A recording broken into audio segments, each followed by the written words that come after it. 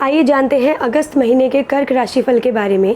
यह महीना कर्क राशि के जातकों के लिए कई मायनों में अनुकूल परिणाम देने वाला महीना साबित हो सकता है। बस आपको अपने स्वास्थ्य पर ध्यान देना होगा। राशि से अष्टम भाव में वक्री शनि महाराज स्वास्थ्य से संबंधित चुनौतियों की ओर इशारा कर रहे हैं। यदि आप अपने स्वास्थ्य पर ध्यान नहीं देते हैं तो कुछ समस्याओं का सामना आपको करना पड़ सकता है। मानसिक तनाव अधिक हो सकता है, इसलिए ज़्यादा सोच विचार करने से बचें और स्वयं को अकेला समझने की भूल ना करें। जहाँ तक आपके करियर की बात है तो करियर के उद्देश्य से महीना अनुकूल रहेगा। आपको अच्छी सफलता मिलेगी। दशम भाव के स्वामी मंगल के दूसरे भाव में होने से आपको अपनी नौकरी में मजबूती हासिल होगी। आप अपने वरिष्ठ अधिकारियों की कृपा के पात्र भी बनेंगे और आपके कार्य क्षेत्र में भी अच्छे काम की प्राप्ति होगी। छठे भाव के स्वामी देव गुरु बृहस्पति भी एकादश भाव में दशम भाव के स्वामी और पंचम भाव के स्वामी के रूप में मौजूद रहेंगे। आपकी पदोन्नति हो सकती है और आप अपनी आमदनी में बढ़ोतरी के होने के स्पष्ट संकेत आपको भी मिलेंगे। व्यापार करने वाले जातकों के लिए यह महीना संभल कर चलने का होगा। व्यापार को लेकर पूंजी निवेश करने की आवश्यकता महसूस होगी। प्रेम संबंधों में प्रगति आएगी। हल्की फुल्की कहा सुनी के बावजूद आप अपने रिश्तों से अच्छे से समय व्यतीत करेंगे। एक दूसरे से विवाह करने की ठान सकते हैं। आपका रिश्ता भी पक्का हो सकता है। विवाहित जातकों के विवाहित जीवन में हल्के फुल्के उतार चढ़ाव के बाद प्यार भरे पलों की आहट होगी। परिवार में वृद्धि का समय हो सकता है, इसलिए परिवार में संतान के जन्म पर भी ध्यान दे सकते हैं। विद्यार्थियों के लिए महीना अनुकूल रहने वाला है। आपको अच्छी सफलता मिलेगी। आपको मेहनत सफल रहेगी और आप अपने कार्यों पर अनुकूलता प्राप्त करते हुए आगे बढ़ेंगे। पारिवारिक जीवन में सुख और शांति का वास होगा और आप अनचाही यात्राओं से बचने की कोशिश करेंगे। आइए आपके कार्य क्षेत्र के बारे में बताते हैं। करियर के दृष्टिकोण से महीना अनुकूल रहने की प्रबल संभावना है। दशम भाव के स्वामी मंगल महाराज एकादश भाव में महीने की शुरुआत में षष्ठेश और नवमेश देव गुरु बृहस्पति के साथ स्थित रहकर आपको नौकरी में मजबूत स्थिति प्रदान करेंगे। आपके अनुभव का लोहा हर कोई मानेगा। आप न केवल मेहनत और अनुभव बल्कि ईमानदारी और कर्मठता के साथ अपने काम को अंजाम तक पहुंचाएंगे। आपको जो भी काम मिलेंगे आप उसमें अपना सर्वस्व झोंक देंगे, जिससे आपको अच्छी सफलता मिलेगी और नौकरी में आपकी स्थिति मजबूत होगी।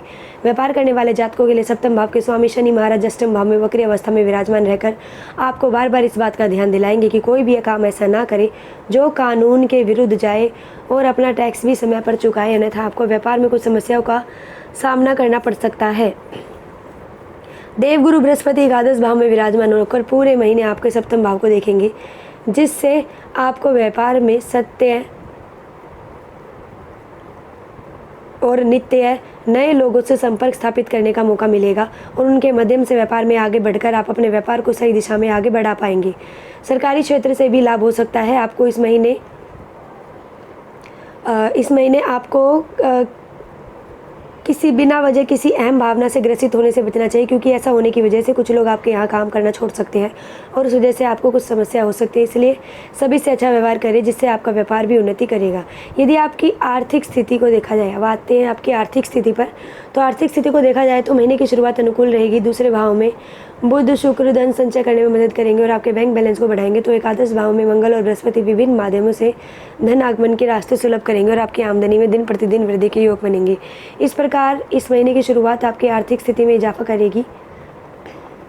हालांकि अष्टम भाव में बैठे शनि महाराज की वजह से कुछ अवांछित यात्राएं, किसी का बिगड़ा हुआ स्वास्थ्य और खर्च आपको थोड़ा परेशान जरूर कर सकते हैं, लेकिन आपकी आमदनी भरपूर होने से इन समस्याओं में कमी आएगी। 26 अगस्त से मंगल मिथुन राशि में द्वादश भाव में आएंगे, तब खर्चों में बढ़ोतरी हो सकती है और आपकी यात्राएं बढ़ने और कामकाज के सिलसिले में भी अधिक यात्रा करने से कुछ खर्च हो सकते हैं। फिर भी यह कहा जा सकता है कि यह महीना आपको खुशियाँ भी देगा और आर्थिक रूप से मजबूती भी देगा।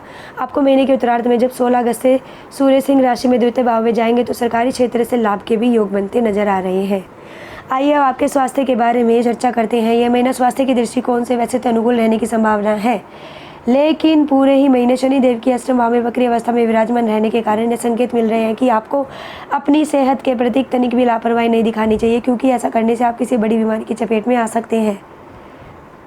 यह समय किसी बड़ी बीमारी को जन्म दे सकता है, लेकिन आप यदि चौकन्ने हैं और अपने स्वास्थ्य को लेकर सचेत है तो फिर आपको घबराने की आवश्यकता नहीं पड़ेगी, क्योंकि आप इन सभी समस्याओं से बाहर निकल जाएंगे।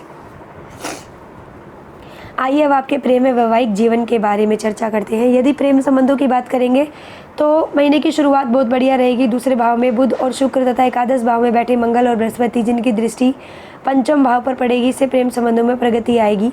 आप और आपके प्रियतम एक दूसरे के और निकट आएंगे, एक दूसरे से प्यार भरी बातें करेंगे, अपने रिश्ते के महत्व को समझेंगे और एक दूसरे की अहमियत अपने जीवन में आपको महसूस होगी। कुछ समय के लिए यदि आप एक दूसरे से बात नहीं कर पाते हैं तो आपको उनकी कमी महसूस होगी। यदि आपको एक अच्छे रिश्ते की ओर लेकर जाएगा, यह महीना आपके लिए बहुत बड़ा महत्वपूर्ण महीना साबित होगा, क्योंकि जिसे आप प्यार करते हैं उन्हें शादी का प्रस्ताव दे सकते हैं, और यदि आप ऐसा करते हैं तो उसमें सफलता मिल सकती है और आपका प्रेम विवाह के योग भी प्रबल बन रहे हैं।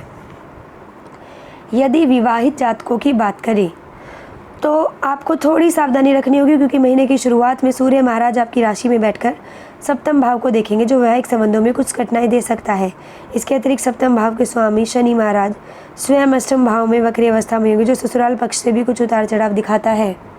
सूर्य और शनि का षडाष्टक योग वैवाहिक संबंधों में तनाव का कारण बन सकता है, इसलिए अपनी ओर से कोई भी ऐसा काम ना करें जिससे आप अपने जीवन साथी के बीच वाद विवाद बढ़ा जाए।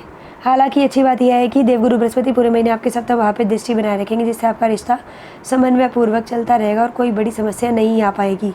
आपको अपने जीवन साथी के स्वास्थ्य पर भी ध्यान देना चाहिए और आवश्यक होने पर उपचार भी करवा लेना चाहिए। एक दूसरे को पर्याप्त समय दें, जिससे सभी समस्याएं दूर हो सके और आपका रिश्ता प्रेम पूर्वक चलता रहे। आइए आपके पारिवारिक जीवन के बारे में बात करेंगे। यह महीना पारिवारिक तौर पर सामान्य रहने की संभावना दिखाई दे रही है। दूसरे भाव में महीने की शुरुआत में बुध और शुक्र जैसे ग्रह विराजमान रहेंगे, जो घर के माहौल को हल्का और प्रेम पूर्वक बनाए रखेंगे। आपसी सामंजस्य बेहतर रहेगा। मंगल ग्रह की दृष्टि आपके दूसरे भाव पर महीने की शुरुआत में रहेगी, जिससे बीच बीच में कुछ तलखियाँ भी बढ़ सकती है।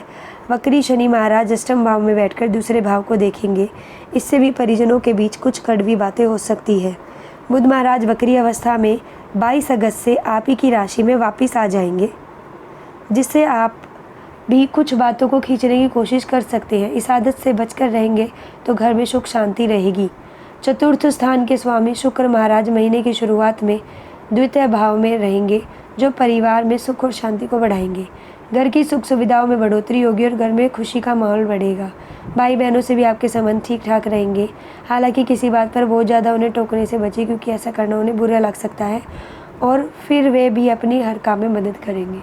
तो निचोड़ आपकी राशि का यही निकल रहा है कि अगर आप थोड़ा सा भी अपनी तरफ से प्रयास करेंगे तो सभी रिश्ते बहुत अच्छे से निखर उठेंगे। तो आपको थोड़ी कोशिश करनी होगी खुद से कि आगे बढ़कर आप रिश्तों को आगे बढ़ाएं और उनमें सामंजस्य बनाकर रखें।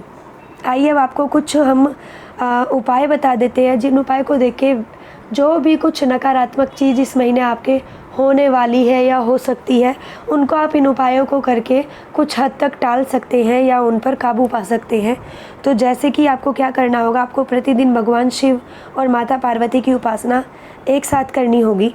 शनिवार के दिन छाया दान करना भी आपके लिए अनुकूल रहेगा। आपको चींटियों को आटा डालना चाहिए और मछलियों को दाना डालना चाहिए। मंगलवार और शनिवार के दिन श्री बजरंग बाण का पाठ भी आपको करना चाहिए। ऐसे अन्य राशि को जानने के लिए हमारे चैनल लोक सेवा धर्म को सब्सक्राइब करें व वीडियोस को लाइक करना ना भूलें।